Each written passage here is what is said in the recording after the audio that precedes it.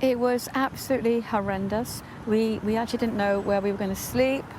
Part of an older generation of private renters with nowhere to go. Karen was evicted 2 weeks ago from her home of 16 years. At 61, she's faced with potential homelessness. It was definite, I felt, because we just couldn't find anywhere. We just couldn't afford anything. But was there panic then? Yeah, sheer panic. You can't sleep. You can't eat properly. You walk around in a daze. She managed to find a rental and a renovation for now, but she's not alone. Section 21 eviction notices for older private renters drop through letterboxes in England every 16 minutes, according to new research, the equivalent of 90 a day, with 7% of over 55s receiving a no-fault eviction in the last 3 years.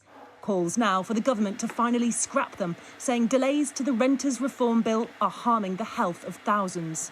If the government continues to delay this essential legislation that they've been promising, I might add, for years, what we're going to be seeing is increasing levels of homelessness. In fact, that's what we're already seeing.